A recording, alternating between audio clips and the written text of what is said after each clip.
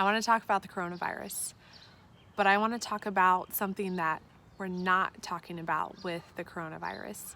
We're not talking about the fact that this virus is a physical virus that's turned into something that's really affecting our mental health. It's an anxiety virus now. That's what it's morphed into. And we're looking at this problem because we're out of our routines. Nothing's normal, nothing's certain. We all feel it, right? You can be in your house, but that is still swirling around. It is still the reality of what's going on the outside. But for us, our internal mindset and landscape is beginning to change because of what's going on around us. And I want to ask you, what are you fixing your energy on? All of us, we don't know what the future holds. We don't know what this is going to mean for us economically, physically, anything in the future. 6 weeks from now, 6 months from now, we don't know. But there are things that we still have in our control, and there are still things that we can be doing to make ourselves well. And no one's talking about that. Social distancing, that is great. This virus has exposed so many weaknesses in our society, in healthcare, and thank goodness it's got people thinking about their chronic conditions and what we need to be doing way upstream to get ourselves healthier so that we don't run into pandemics like this. Because the reality is, a lot of people are going to be fine, and a lot of people are going to recover from the virus. There are people who are testing positive for the virus that have no symptoms, and there are more devastating outcomes of the virus, and this is a really serious pandemic, and that's not where I'm going with this. But I want to talk about our mental health and how this virus has created a culture of anxiety right now. You get up in the morning and think of our morning routines. What are you doing in the morning? Are you picking up your phone? Are you scrolling? You're reading the different opinions and the different arguments that came up overnight? Are you watching the news and, yes, getting information you need to keep your family safe, but at the same time being inundated with fear and different uncertainties, and we don't really know. How much time are you watching the news? Are you spending more time watching the news than you are in creating a morning routine that's going to serve you and set you up for what you can control?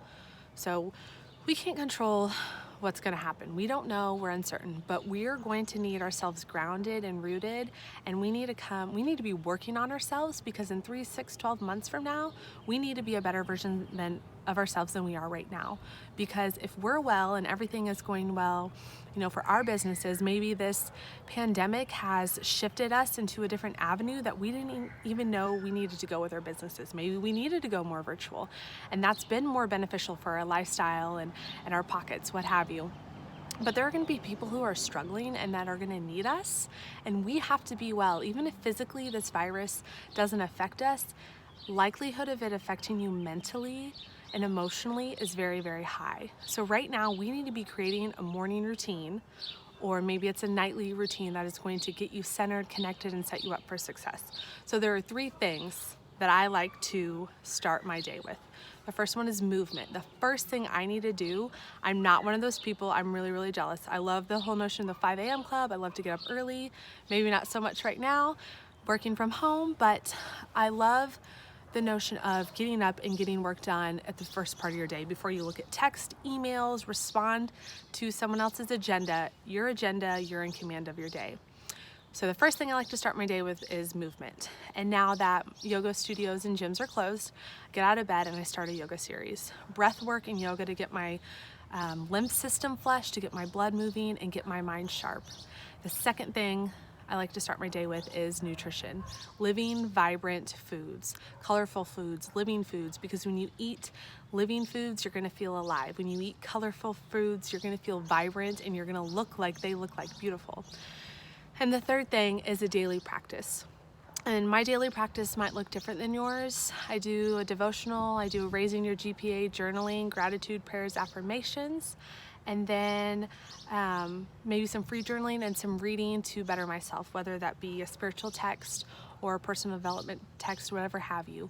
But I make sure that I'm starting my day with those 3 things in uncertainty, because that's going to set me up and put me in a position to be my best self.